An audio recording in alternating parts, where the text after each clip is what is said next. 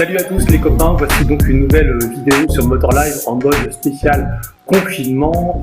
Cette vidéo va être dédiée aux motos de temps, de collection et de légende. C'est un peu le deuxième épisode après le premier que j'ai fait il y a quelques semaines sur les 4 temps de collection. Avant ça, évidemment, une pensée émue à tous ceux qui sont en confinement et qui peut-être comme moi ont la coupe de cheveux qui commence à osciller entre Daniel Guichard et Garcimore.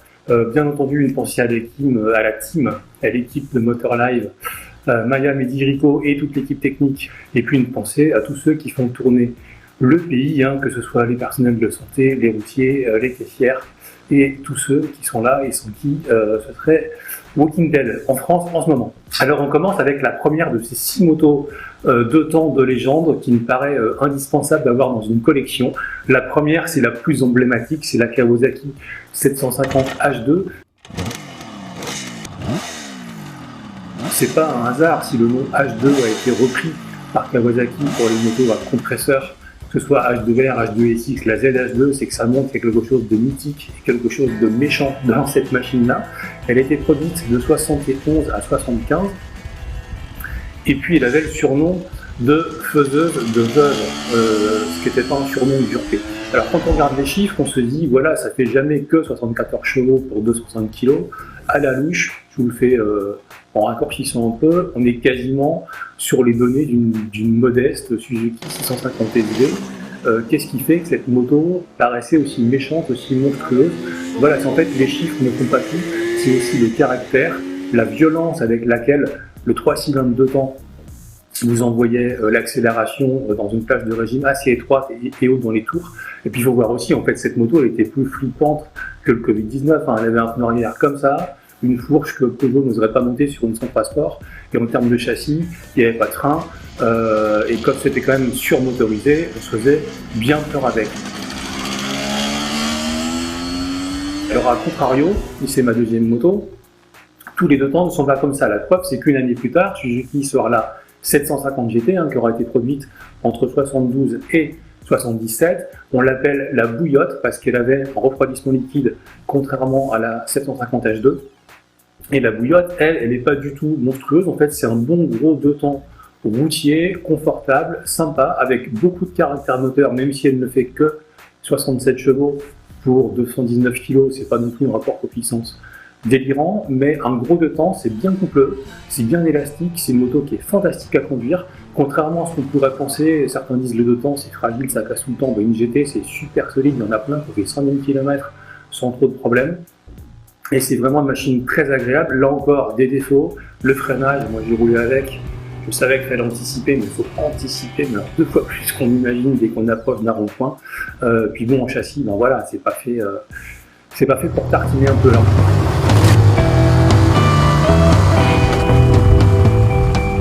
Vous voyez, d'un côté, on a le 2 temps qui dépote, de l'autre, le 2 temps qui rassure, qui enroule, qui est bien enrobé. Et à ce stade de la discussion, il y a un nom que vous devez connaître si vous aimez le 2 temps, c'est Walter Cadden. Qui est Walter Cadden? C'est un ingénieur allemand, né en 1919, mort en 1996. Et en fait, Walter Cadden a compris un truc. Pour raccourcir un peu, on va dire que c'est l'inventeur du pot de détente. Parce que lui, sur un 2 temps, on ne peut pas, contrairement à un 4 temps, jouer sur la taille des soupapes, leur nombre, les diagrammes de distribution, les distributions variables. Alors évidemment, on a plein de façons d'envoyer de l'essence dans le cylindre. Il y a des clapets, des disques rotatifs, des valves, des admissions directes, il y a plein de choses. Mais en fait, Walter Cadden a compris qu'il y avait plus à faire pour le rendement au niveau de l'échappement, et notamment sur, je dirais, la compression et le cheminement des gaz. Et c'est lui qui a inventé le pot de détente, et c'est avec ce fameux pot de détente qu'on peut décider globalement d'avoir un 2 temps très coupleux ou très brutal, très violent. Il y a plusieurs caractères moteurs qui sont possibles rien qu'en changeant l'échappement. Alors, maintenant, on attaque la 3e moto, et justement, cette 3e machine importante, je dirais même un peu le pilier central de cette démonstration, c'est un peu celle qui réunit le meilleur des 2 mondes. C'est globalement la 350 Yamaha RDLC, parce qu'elle était à la fois routière, un peu comme une GT, une moto, vous prenez une RDLC, faites le plein de ville, il ne faut pas oublier un sac à dos, vous traversez la France par les petites routes, c'est un vrai bonheur, et c'est pas du tout compliqué à rouler. Et puis quand on tartine, il y a de la puissance dans les tours, il y a du caractère, il y a un petit peu de violence en haut, c'est carrément sympa, et c'est ce qui explique que c'est peut-être un peu, elle, je dirais, le point d'achoppement du 2 temps de collection, Et puis ça explique aussi qu'elle a eu une carrière extrêmement longue. Elle a été produite de 1980 à 1995, hein, selon les pays où elle était commercialisée. Alors avec au début en équine, puis petite tête de fourche, puis carénage intégral, elle a pas mal évolué sur le plan cosmétique. Là aussi, c'est plutôt costaud comme moto si c'est conduit et entretenu un peu intelligemment. Donc il ne faut pas croire que les deux temps sont tous des machines qui vous pètent dans les doigts et qu'on roule un peu avec. Quatrième machine, là c'est la course à la puissance, hein, à laquelle les Japonais n'arrivent pas à échapper. La 350 RDLC, un jour Yamaha se dit tiens, on va faire une 500 RDLC. Ce qui est magique, c'est qu'ils font un T4 deux temps qui est relativement proche dans l'esprit de la moto de Grand Prix de Kenny Roberts à l'époque. Le problème, c'est que la course à la puissance, par moment, on perd un peu un équilibre. Alors la 500 RDLC, là aussi j'ai eu la chance de rouler avec, c'est carrément sympa quand vous la mettez en marche. Il y a un bruit de V4 deux temps comme ça de 500 qui est très rocailleux, métallique, agressif. On sent qu'il y a du coffre, une moto qui est 87 chevaux, elle avance, elle monte à 230 à l'heure. Par contre, voilà, c'était à l'époque où les Japonais étaient un petit peu à la peine côté châssis. C'est clairement surmotorisé, ça manque de frein, c'est pas rigoureux en suspension. La moto ne fait que 177 kg, mais on pense qu'elle est un peu plus lourde dans l'enchaînement parce que le feeling n'est pas là. Puis la 500 RDLC, elle sort en 84. Et puis finalement, elle n'aura brillé qu'une seule année parce que l'année suivante, Suzuki sur la 500 RG, même concept, 4 cylindres, 500, 2 temps, sauf que la Suzuki est plus puissante et à cette époque-là, c'est super important. Elle est aussi un peu plus légère, elle tient un peu mieux la route, mais ça reste quand même une merguez dès qu'on essaye de rouler un peu vite. Donc dans les deux cas, c'est compliqué. La 500 YAM, la RDLC, c'est aussi une usine à gaz, hein, V4 2 temps, 4 carvus qui sont sur les côtés des cylindres, donc la moto est assez large. Une admission qui est différente, un par clapet dans les cylindres du bas, directement dans les cylindres du haut. Donc c'est un peu une usine à gaz infernale à régler. Quand c'est bien réglé, c'est cool, donc on va trouver la personne qui saura le faire.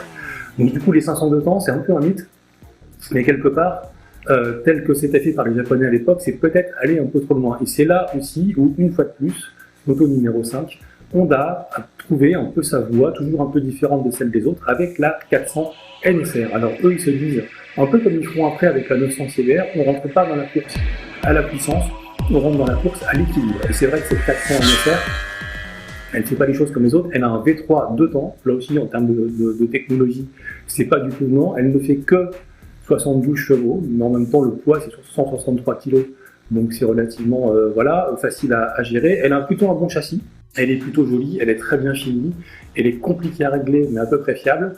Par contre elle a un défaut, c'est qu'elle fait un bruit de merde, on dirait un Solex avec les taux d'origine, c'est juste infernal.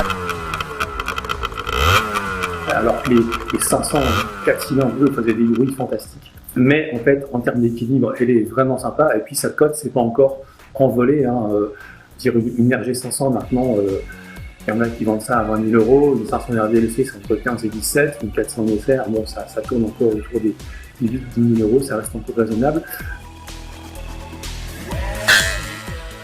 Peut-être que la meilleure façon, finalement, pour se faire plaisir en deux temps, ça reste la 6e moto de cette liste, une Yamaha 240 TDR. Là aussi, la cote monte, mais enfin à 5 000 €, donc c'est une belle. Il faut la trouver, hein, ça ne coûte pas les rues. La TDR, globalement, c'est le jouet.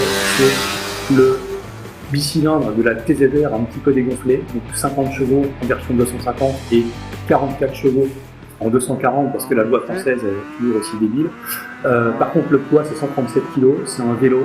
Elle a un frein avant de FZR 1000.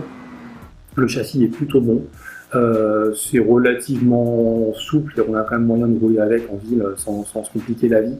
Et puis voilà, en termes d'équilibre et de plaisir sur les petites routes, mais il n'y a pas grand chose qui pourra vous suivre dès que c'est sinueux.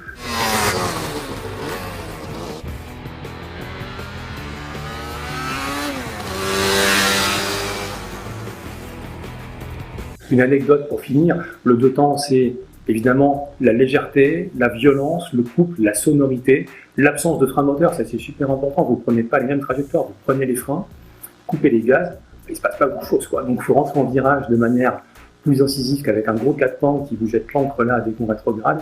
Et puis c'est toute une ambiance, moi sur la TDR j'ai un souvenir, j'en ai eu deux des TDR, je suis parti en week-end avec ma compagne, je devais prendre une ZXR que j'avais mais elle est en panne, bref on part en TDR à l'étranger. Évidemment, c'est un peu spartiate, elle était assise quasiment sur le porte-bagages.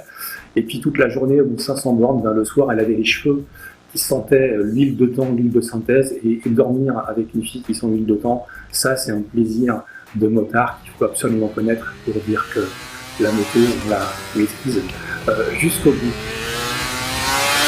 Là-dessus, les copains, je vous laisse méditer cette petite liste. Il y a plein d'autres motos qui pourraient rentrer dedans.